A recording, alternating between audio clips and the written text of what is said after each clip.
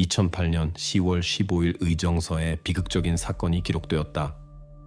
이런 종류의 문서에서 흔한 보고서, 사고.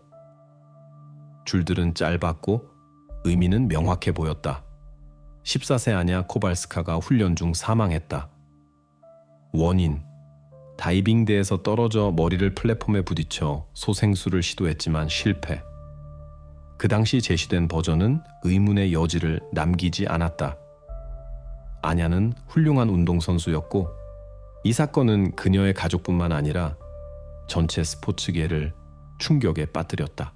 슬픔이 새로웠던 처음 며칠 동안 사건에 대한 책임을 져야 했던 코치 야체크 노바크가 증언을 했다. 그의 말에 따르면 모든 것이 빠르게 일어났다. 그녀가 미끄러져 머리를 부딪혀 물에 빠졌다. 그는 진정한 전문가처럼 그녀를 건져내어 되살리려 했다.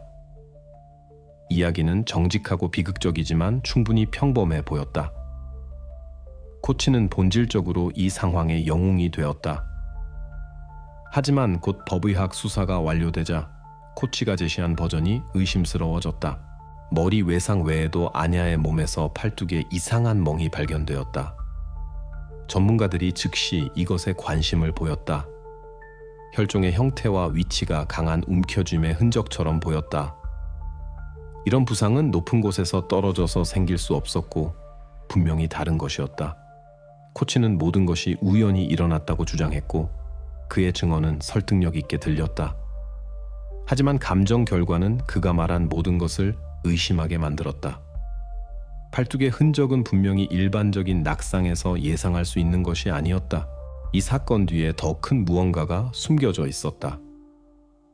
일반적인 사고 조사로 시작된 수사는 곧 완전히 다른 방향을 취했다. 단순히 추가적인 사실로 보였던 그 데이터들이 완전히 다른 그림으로 맞춰지기 시작했고 여기서 코치의 버전과 실제로 일어난 일이 크게 어긋났다. 아냐 코발스카는 폴란드 다이빙 국가대표팀의 단순한 선수 중 하나가 아니었다. 그녀는 성공의 상징이자 희망이며 그녀 세대의 야망이었다. 경기에서의 성취, 전국 선수권, 대회에서의 승리. 이 모든 것이 그녀가 큰 높이를 향해 가고 있다고 믿을 근거를 제공했다.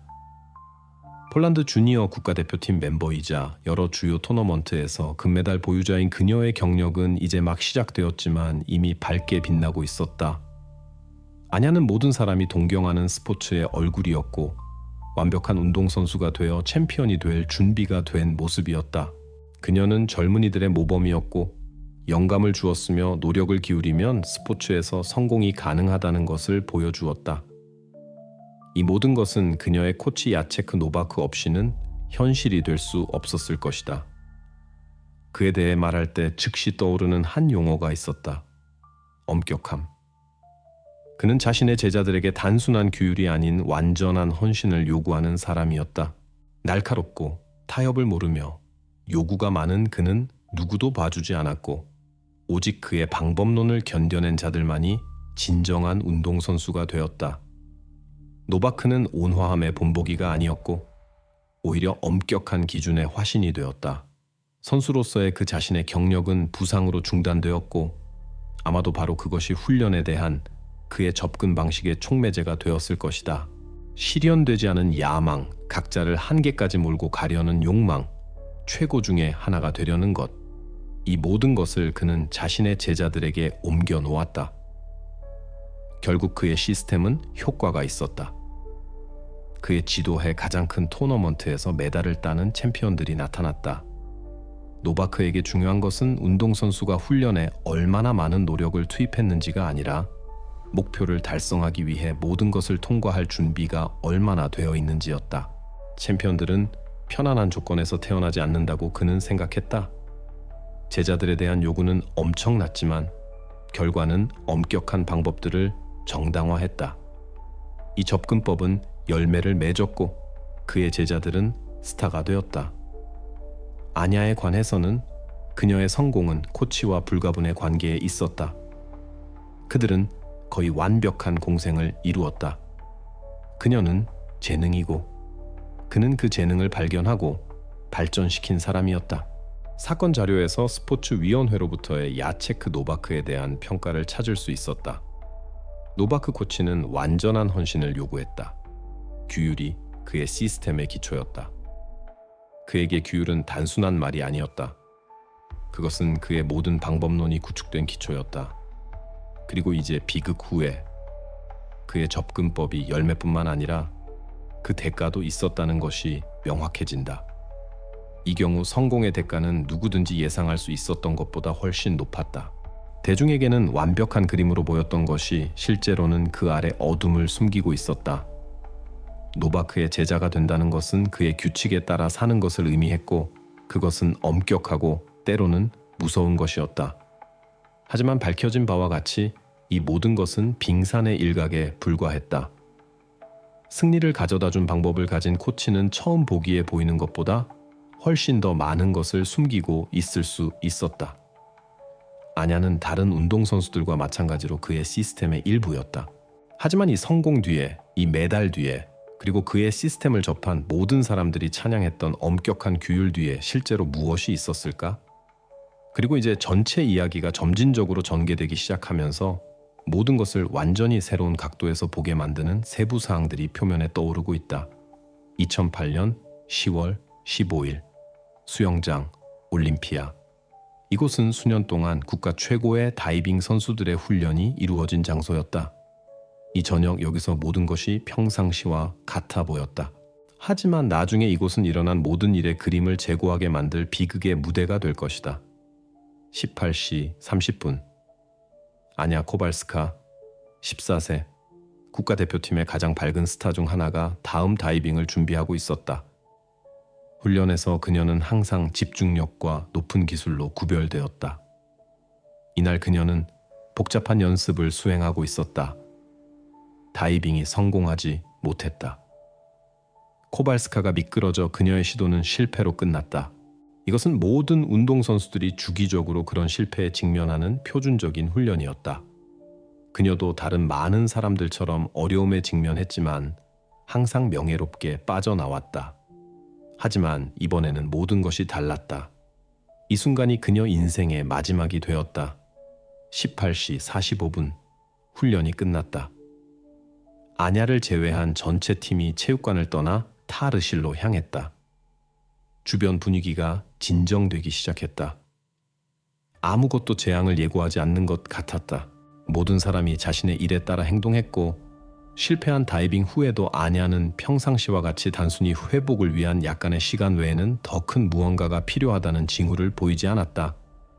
하지만 여기서 정상적인 그림에서 첫 번째 일탈이 나타난다. 18시 55분 야체크 노바크 국가대표팀 코치가 구조 서비스에 전화를 걸었다. 우리 모두가 클라이맥스로 알고 있는 바로 그 순간, 긴급 전화. 그것은 사람들의 마음에 재앙의 신호로 울려 퍼졌다. 하지만 18시 45분과 18시 55분 사이에 무엇이 일어났을까? 왜 이 전체 시간 강역이 모호하게 남아있을까? 왜 이 강역이 그렇게 중요한 것으로 밝혀졌을까? 여기서 수사에서 가장 중요한 것이 시작된다. 18시 45분부터 18시 55분까지의 시간 간격, 모든 것을 가린 순간. 중요한 것은 이 시간에 수영장에 코치 노바크와 아냐 자신 외에는 아무도 없었다는 것이다. 이것이 수사로 하여금 공식 버전의 사건들을 의심하게 만든 핵심 순간이 되었다. 수영장 방문 기록부에는 다이빙대 구역에 다른 사람들이 표시되지 않았다. 다른 모든 운동선수들과 직원들은 복합시설의 이 부분을 떠났다. 이 시간 간격에 코치와 그의 제자가 실내에서 유일한 사람들이었다. 20분 동안 무엇이 일어났을까? 다른 모든 직원들이 탈의실에 있는 동안 수영장에서 정확히 무엇이 일어나고 있었을까? 왜 그렇게 많은 시간이 지난 후에 코치가 구조 서비스에 전화했을까? 경찰은 이것을 간과할 수 없었다. 10분이면 무언가가 바뀌기에 충분했다. 주변 모든 사람이 탈의실에 있고 수영장에 다른 누구도 없는 동안 정확히 무엇이 있었을까? 시간은 수사의 핵심 요소였다. 이 연대기에서 매초, 매분이 의미가 있었다. 수사관들은 이 순간이 주의를 필요로 한다는 확신을 가지게 되었다. 그리고 이제 모든 것이 명확해진 것 같을 때 새로운 힘으로 질문들이 생기기 시작한다. 왜 오직 그들만 거기 있었을까? 10분이면 상황이 그런 방향으로 바뀌기에 충분했다는 것이 어떻게 가능할까? 2008년 10월 17일 비극이 발생한 폴란드 도시의 검찰청에 법의학 감정의 완전한 보고서가 도착한다. 이것은 사건이 완전히 다른 방향을 취하는 순간이다. 처음에는 우연한 비극으로 보였던 것이 이제 새롭고 불안한 색조를 띠게 된다. 코치 노바크가 제시한 모든 공식 버전이 이음새가 갈라지기 시작한다. 그림을 근본적으로 바꾸는 첫 번째 구체적인 과학적 결론이 나타난다. 사건이 공식적으로 재분류되었다. 수사 초기 며칠 동안 사고에 대한 버전은 설득력 있게 들렸다. 사건 순간에 아냐 곁에 있었던 코치 노바크는 그녀가 미끄러져 높은 곳에서 물에 떨어졌다고 확신했다. 그는 그녀를 구하려 했지만 이미 늦었다. 이것과 다른 운동선수들의 다수 증언과 진술이 일치하는 것 같았다. 하지만 감정 결과가 나오자마자 상황이 바뀌었다. 법의학 감정의 완전한 결론이 모든 것을 제자리에 놓는다.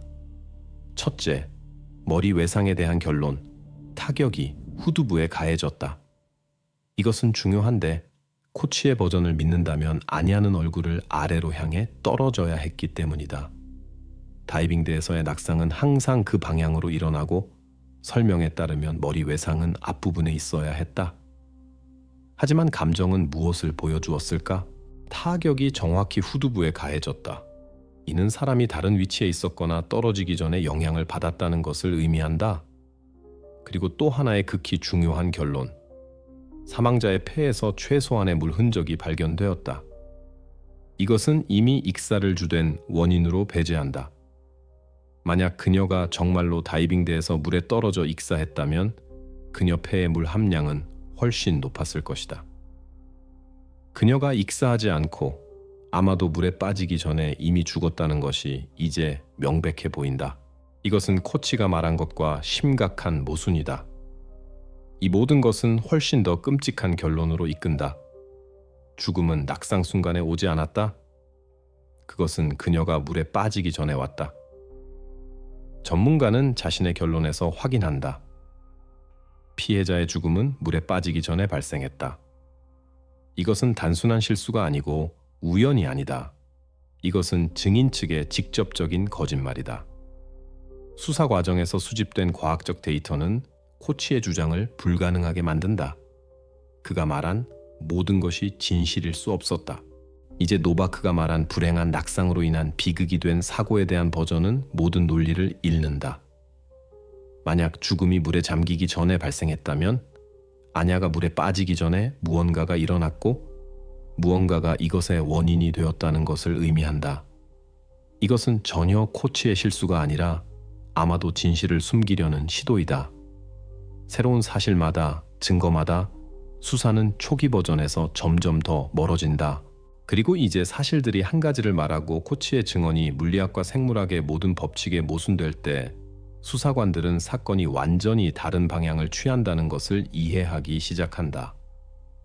수사관들이 사건의 세부 사항을 깊이 연구하기 시작했을 때 그들은 한 가지 핵심 순간에 집중했다. 18시 45분부터 18시 55분까지의 시간 간격. 이것은 다른 모든 운동선수들이 수영장을 떠나 타르실로 향해 코치 야체크 노바크와 아냐 코발스카를 홀로 남겨둔 기간이었다. 바로 이 시간 간격에 비극으로 이어진 사건들이 일어났다. 죽음이 물에 빠지기 전에 발생했다는 것이 명확해진 후 이 순간에 아냐 곁에 누가 있었는지에 대한 질문이 수사에서 결정적이 되었다. 수사관들은 20분 동안 수영장에 있을 수 있었던 모든 사람의 알리바이를 확인하기 시작했다. 첫 번째로 조사 대상이 된 것은 팀의 다른 구성원들이었다. 그들 모두 예외 없이 18시 45분부터 18시 55분까지 샤워실과 탈의실에 있었다고 확인했다. 7명의 운동선수들의 증언은 명확하고 서로 일치했다. 곧 이 말들에 대한 확인이 수영장 기술 직원들로부터 그리고 수영장의 여러 부분에 누가 있었는지를 기록한 감시 카메라 녹화를 통해서도 왔다. 이 모든 사실들은 다른 운동선수들이나 직원들의 연루를 배제했다. 그들 각자는 의심의 여지를 남기지 않는 철저한 알리바이를 가지고 있었다. 수사의 다음 단계는 아냐 코발스카의 부모들과 관련이 있었다.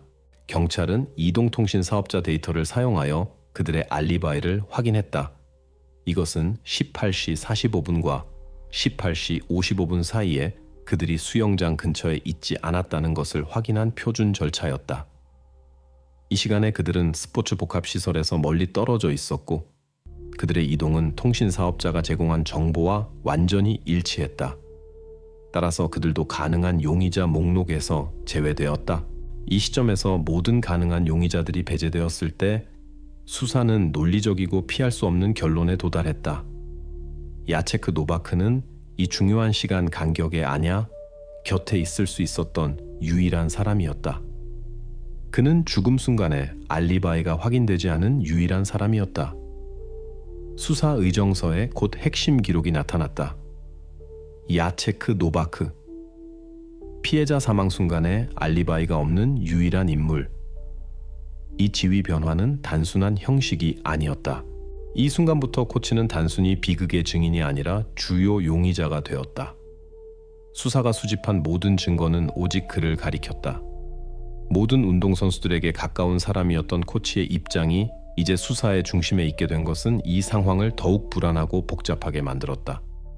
야체크 노바크의 지위가 증인에서 주요 용의자로 바뀌었을 때 수사는 멈출 수 없었다. 이제 모든 단서들이 그를 가리키는 것 같았지만 질문은 남아 있었다. 그들이 그의 죄를 증명할 수 있을까?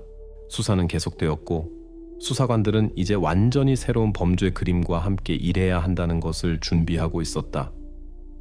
수사관들이 모든 성인들의 증언 분석을 끝내고 그들의 알리바이를 확인한 후 그들은 아냐 코발스카 그룹의 핵심 증인들에게 주의를 돌렸다. 결국 바로 그들, 운동선수들이 그녀 인생의 마지막 순간들에 그녀 곁에 있었다. 하지만 수사관들이 들을 것으로 예상했던 것은 훨씬 더 불안한 그림을 숨기는 가면에 불과했다. 수사관들은 운동선수들의 신문을 시작했고 그들 대부분은 예상대로 체육관에서 암기한 표준 문구들을 반복했다. 그들은 엄격하지만 공정한 코치에 대해 말했다. 훈련에서 그들에게 힘들었지만 항상 높은 결과 달성을 위해 하는 것이라는 것이 이해되었다고. 그들 대부분에게 코치의 사고에 대한 버전이 진실이었고 그들은 그의 말을 의심할 이유를 보지 못했다. 하지만 그들 중에는 나머지들과 크게 구별되는 행동을 보인 한 명이 있었다. 15세 마그다. 아냐의 가장 친한 친구는 처음부터 이상하게 행동하기 시작했다. 그녀는 질문에 대답하기를 거부했고 이것은 수사관들을 경계하게 만들 수밖에 없었다. 모든 사람이 그녀를 설득하려 했지만 비극의 날과 코치에 대한 모든 질문이 그녀에게 공황 발작을 일으켰다. 그녀는 울었고 신문하는 사람들의 눈을 바라보기를 거부했으며 세부 사항을 알아내려는 새로운 시도마다 그녀의 몸이 경련적으로 움츠러들었다. 그녀의 눈에서는 단순한 공포가 아닌 어떤 깊고 억압된 두려움을 읽을 수 있었다. 신문이 계속되었을 때 지원을 위해 배정된 심리학자가 마그다의 행동이 단순한 슬픔의 표현이 아니라는 것을 알아차렸다. 그는 그녀에게서 급성 스트레스의 징후를 기록했다. 소녀는 분명히 단순한 상실보다 더 큰 무언가를 겪고 있었다. 심리학자는 그녀에게 극도로 충격적인 경험을 한 사람들에게 전형적인 외상 후 스트레스 장애의 징후가 있다고 확인했다. 이것들은 단순한 감정이 아니었다. 이것은 친구의 상실로만 인해 생길 수 없는 상태였다. 그녀의 친구 아냐가 수영장에 있었던 그 순간에 무언가가 일어났다. 마그다의 반응은 점점 더 주의를 끌었다. 그녀는 가까운 사람을 잃은 다른 사람들처럼 단순히 무서워하는 것이 아니었다. 그녀의 두려움은 더 큰 무언가였고 그녀는 분명히 무언가를 알고 있었다.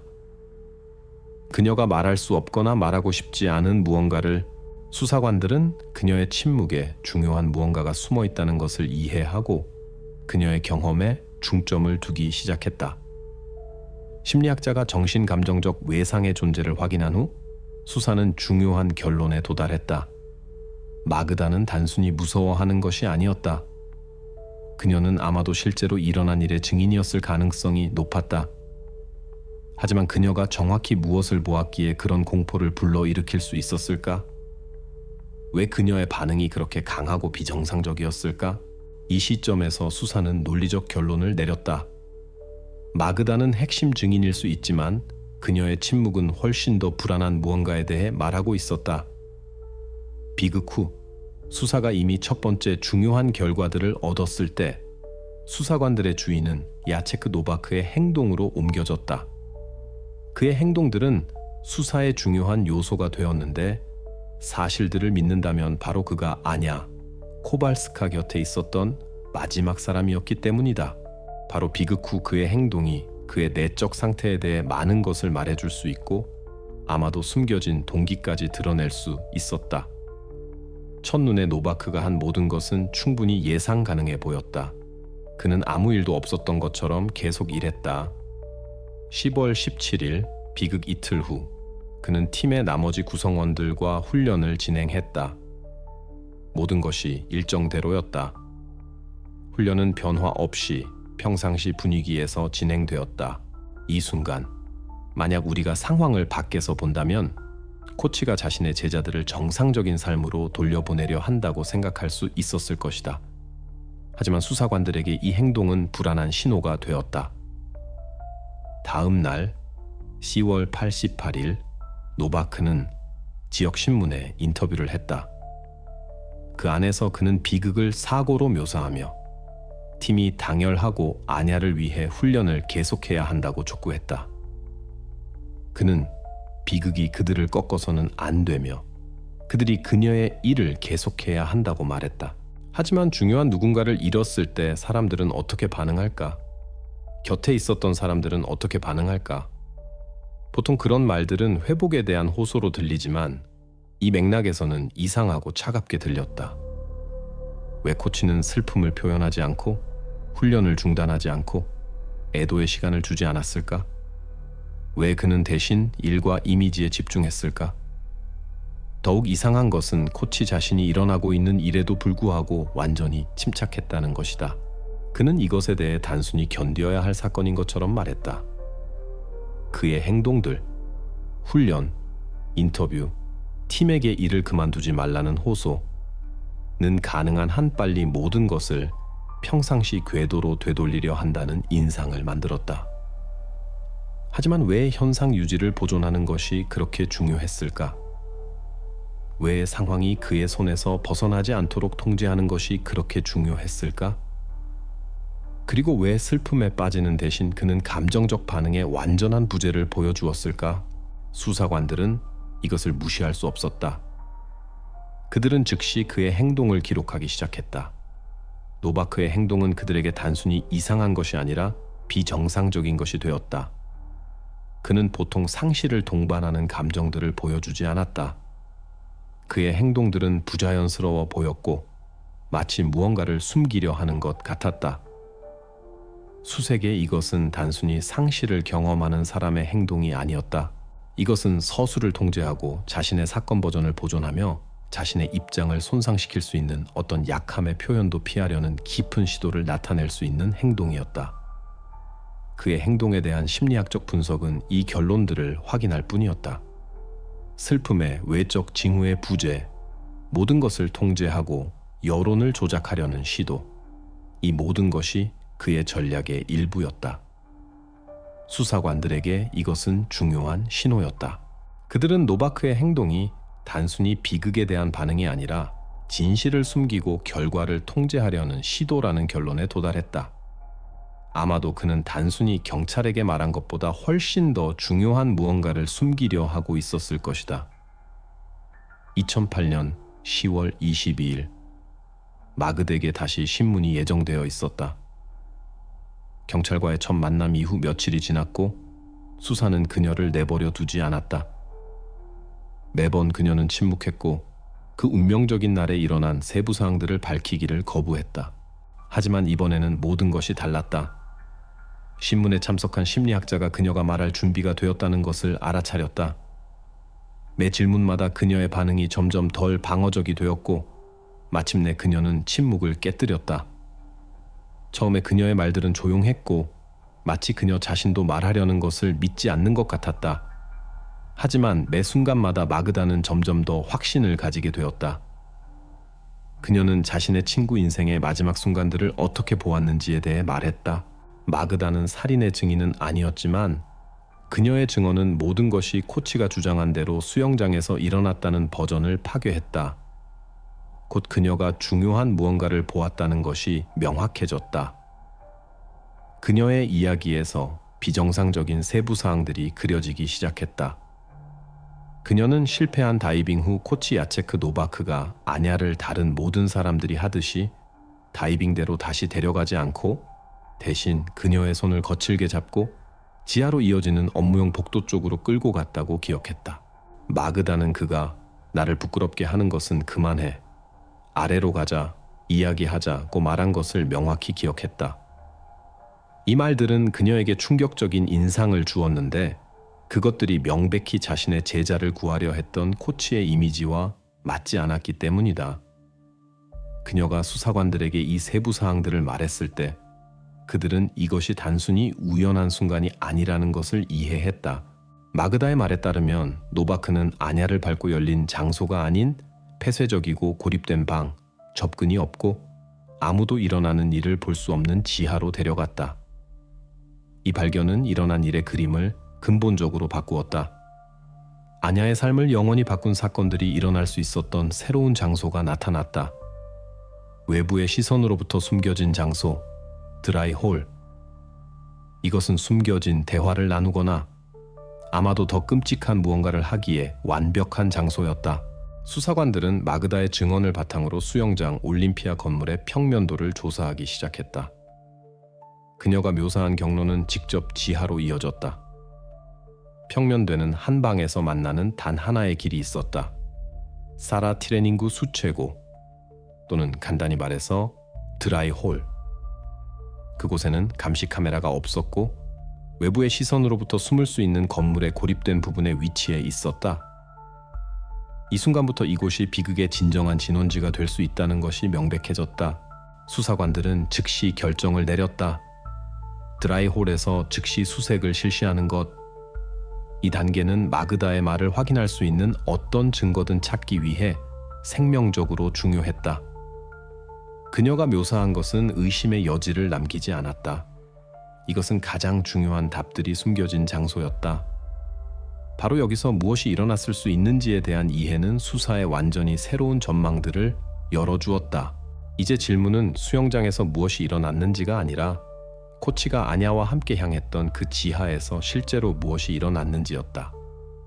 마그다의 증언이 수사를 새로운 방향으로 이끈 후 수사관들의 주의는 코치가 자신의 제자를 데려간 바로 그 지하에 집중되었다. 비극과 관련하여 그 전까지 주목받지 않았던 이 방이 이제 수사의 중심 대상이 되었다. 전문가들은 바로 여기 드라이홀에서 모든 흩어진 사실들을 하나의 설득력 있는 사슬로 연결할 수 있는 답들이 숨겨져 있다는 것을 알고 있었다. 범죄학자 그룹이 드라이홀 수색에 착수했다. 이 방은 수사의 초기 버전에서 등장하지 않았기 때문에 이전에 조사되지 않았다. 하지만 이제 모든 것이 달랐다. 공간은 가장 진보된 방법들을 사용하여 철저히 조사되었다. 루미놀, 현미경술 및 기타 도구들이 일반인의 눈에는 보이지 않을 수 있지만 전문가들에게는 많은 것을 말해주는 흔적들을 찾아냈다. 첫 번째 발견은 예상치 못한 것이었다.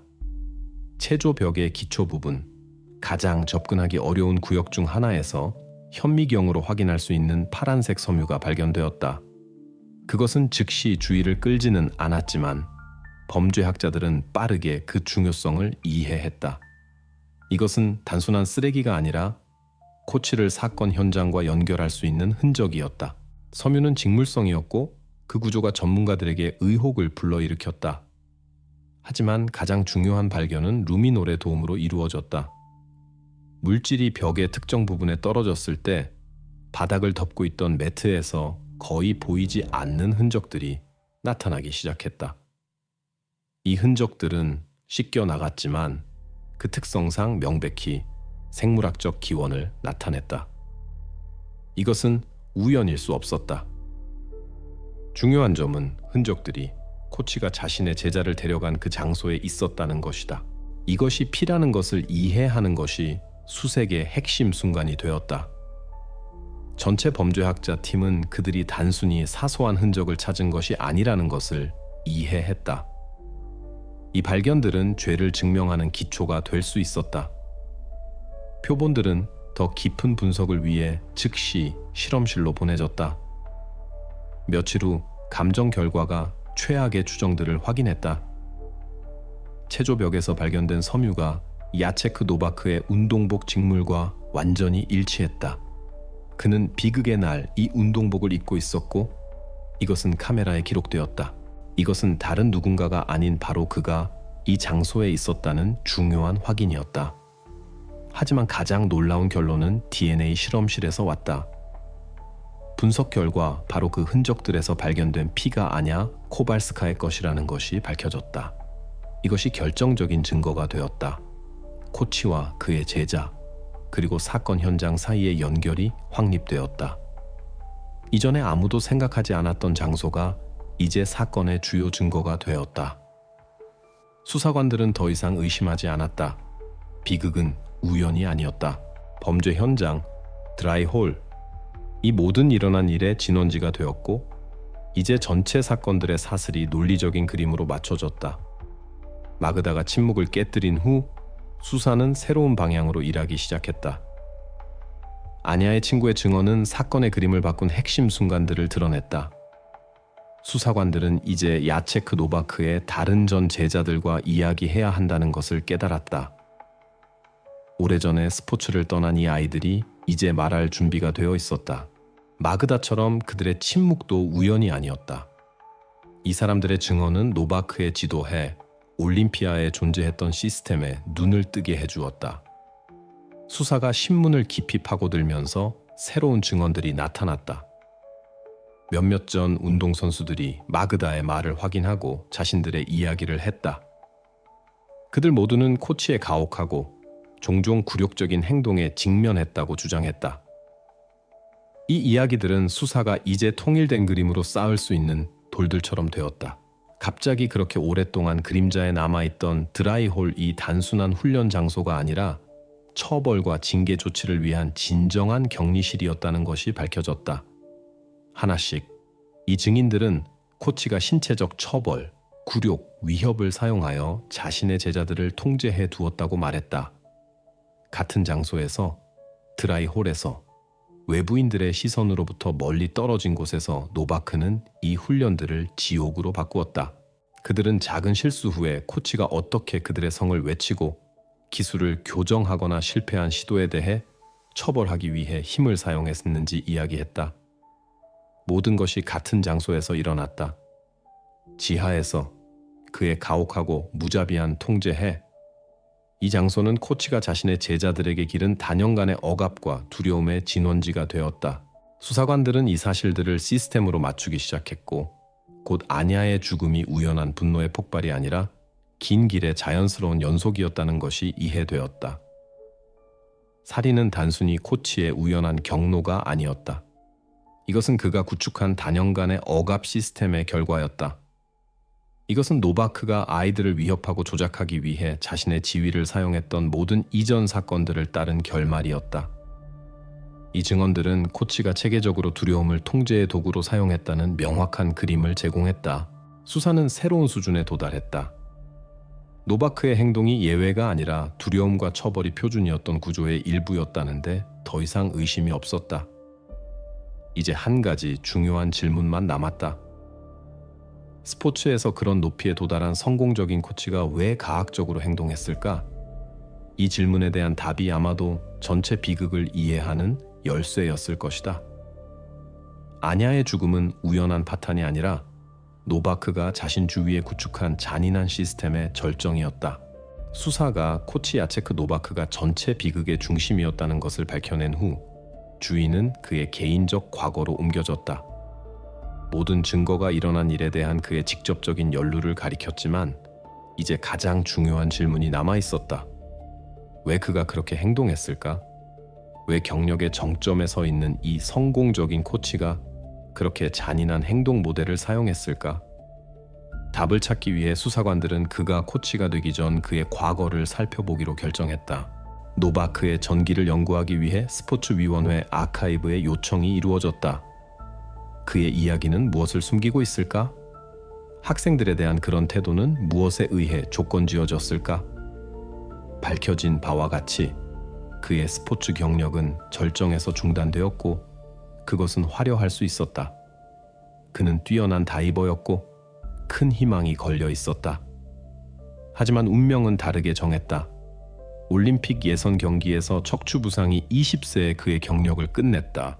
그의 개인적 우울증의 원인이 될 것 같았던 비극이 실제로는 그의 공격적이고 잔인한 행동의 촉매제가 되었다. 노바크가 스포츠위원회에 제출한 부상 보고서에서 그는 불행의 원인이 준비 중 코치의 실수였다고 명시했다. 이것은 그의 행동 모델에 대한 첫 번째 신호였다. 항상 다른 사람을 비난하고 자신에게 책임을 지지 않는 것. 이제 수년이 지난 후 노바크의 삶에서 이 에피소드가 그의 내적 변화의 시작이 되었다는 것이 이해되었다. 그는 단순히 부상을 겪은 것이 아니라 자신의 모든 공격성과 실망을 다른 사람들, 즉 자신의 제자들에게 옮겼다.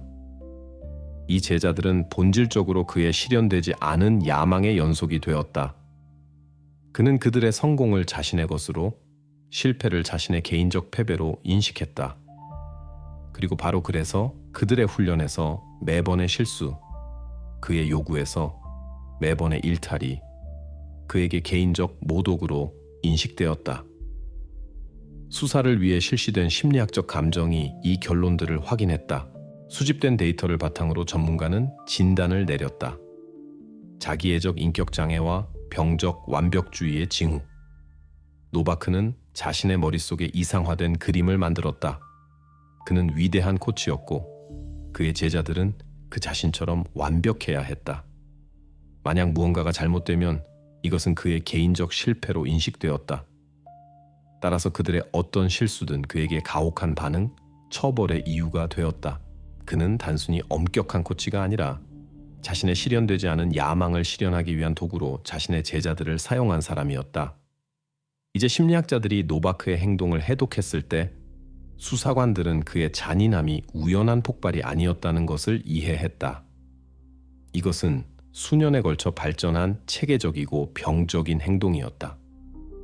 아냐의 죽음은 단순한 우연한 비극이 아니었다.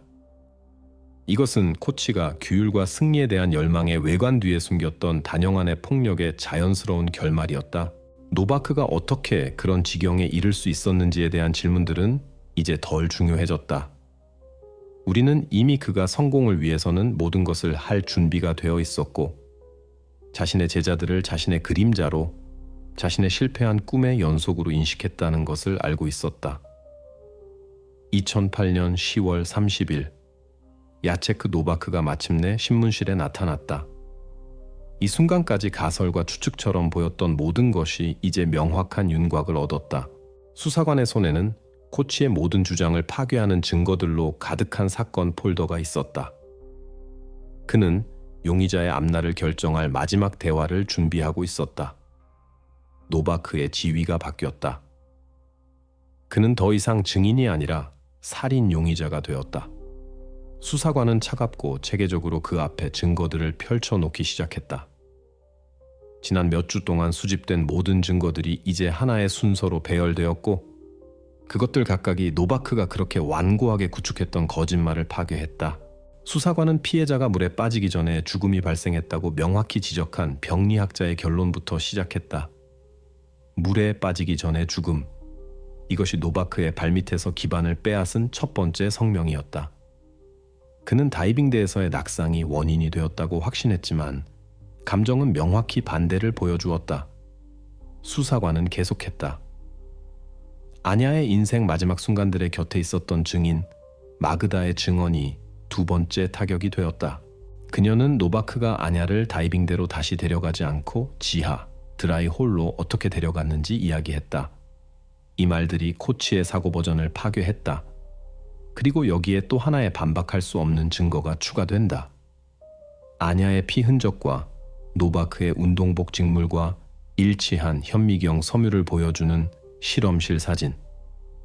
수사 과정에서 수집된 모든 증거들이 뚫을 수 없는 벽을 형성했고 이제 그것이 용의자 바로 앞에 서 있었다. 야체크 노바크는 신문 내내 차갑고 무관심하게 남아 있었다. 그는 자신의 죄를 인정하지 않았다.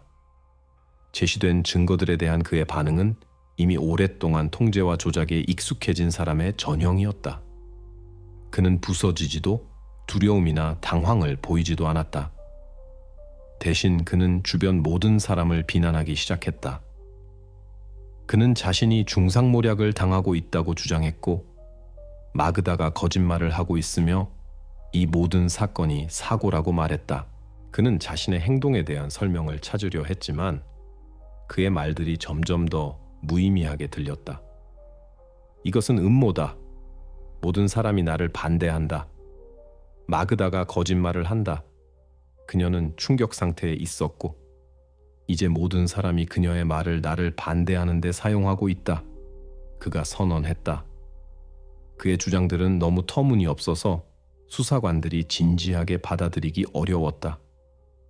하지만 그의 부인에도 불구하고 수집된 증거들은 의심의 여지를 남기지 않았다. 모든 증거가 한 가지를 말했다. 그가 일어난 모든 일에 책임이 있다는 것을.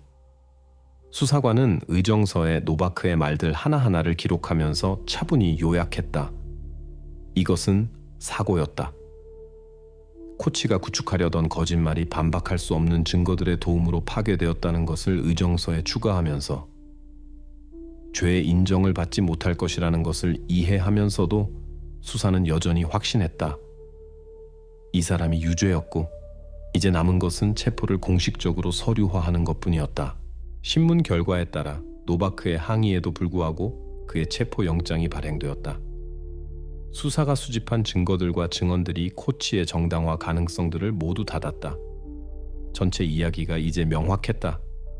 잔인함, 조작, 옮겨진 공격성, 이 모든 것이 비극으로 이어졌다. 그리고 노바크가 근거 없이 자신이 고발당하고 있다고 계속 주장했지만 진실은 이미 피할 수 없는 것이었다. 수사가 답해야 할 마지막 핵심 질문이 남아 있었다.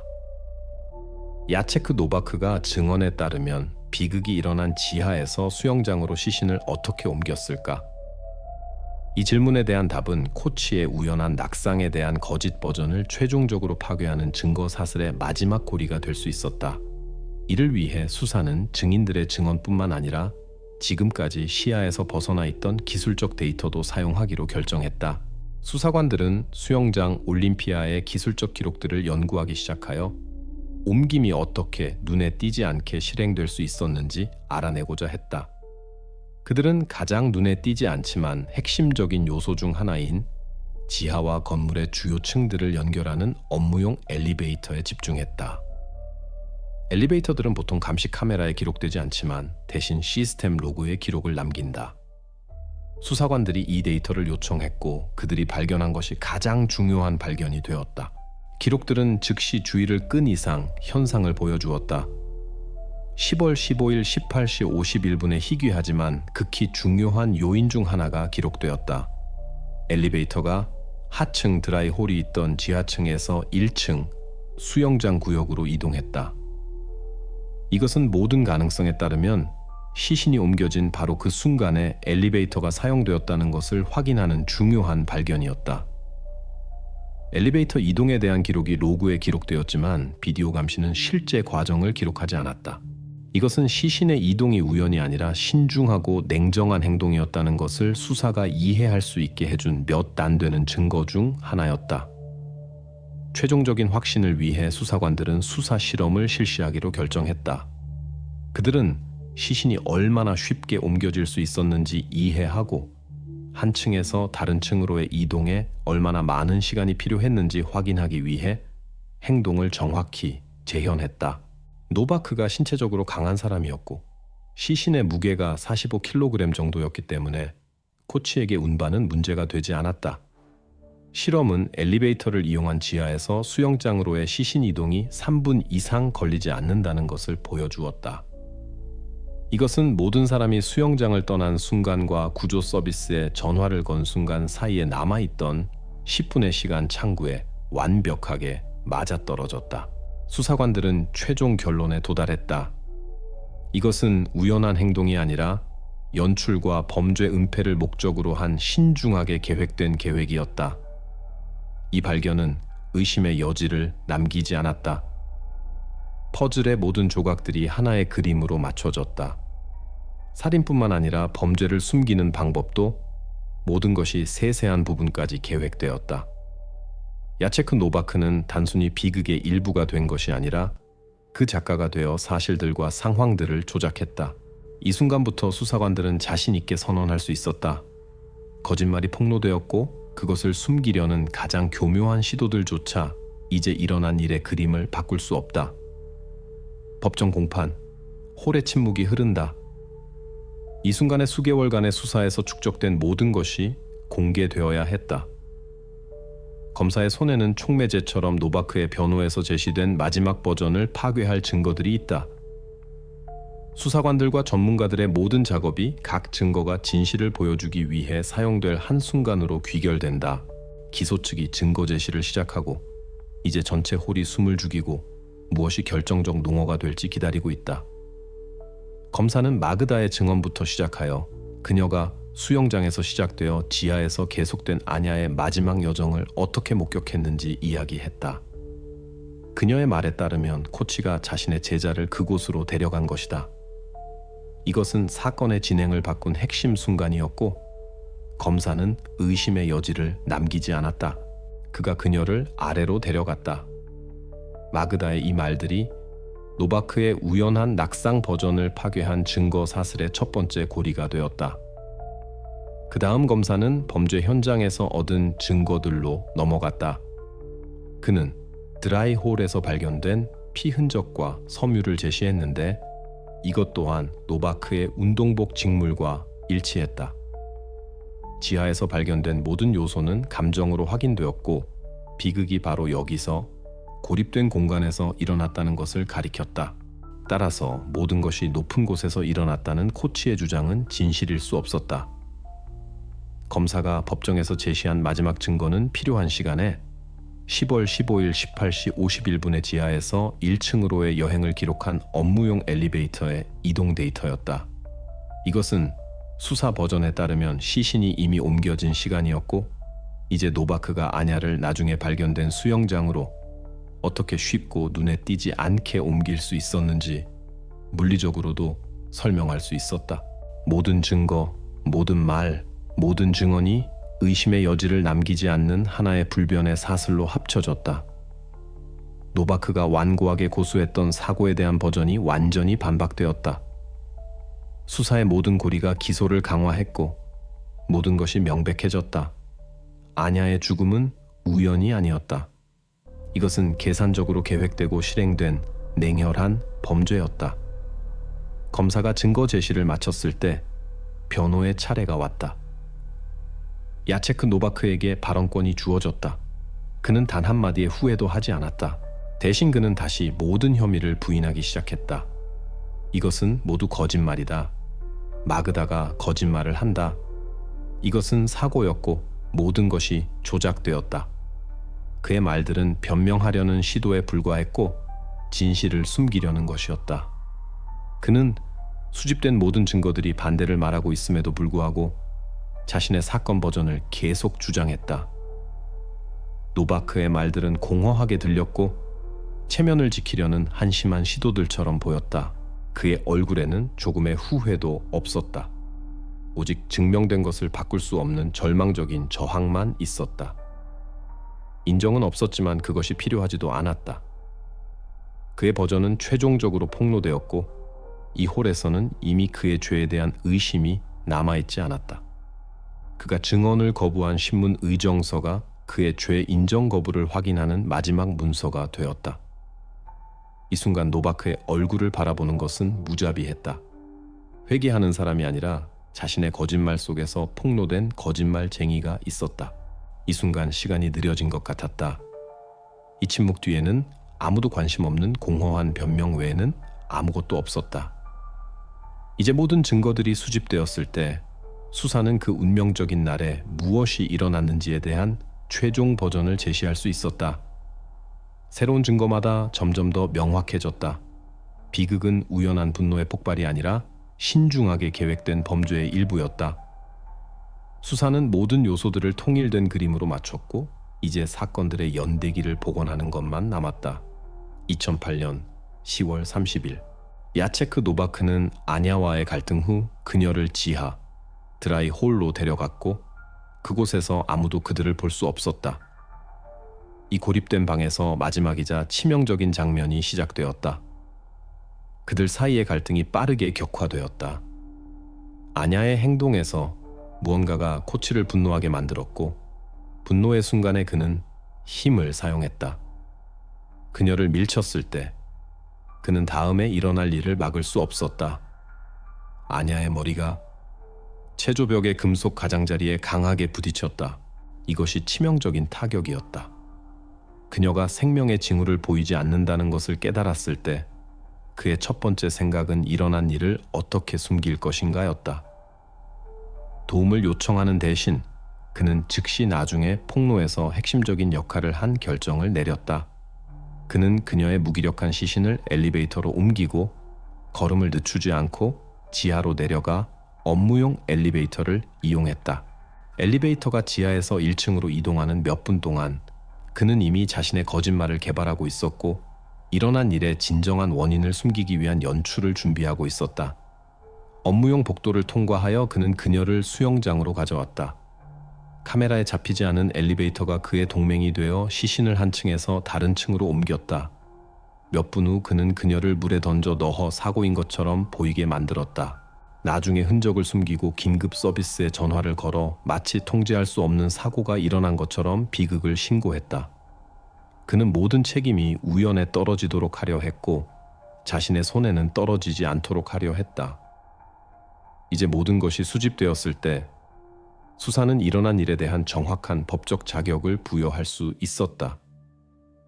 이것은 단순히 분노의 충동으로 저지른 살인이 아니라 간접적 고의가 있는 계획된 살인이자 그 이후의 사법 방해였다. 그가 한 모든 것이 흔적을 숨기기 위해 세세한 부분까지 생각한 계획의 일부였다. 이 냉정한 사건 재구성이 모든 논리적 공백을 최종적으로 메웠다. 어떤 우연도 없었다.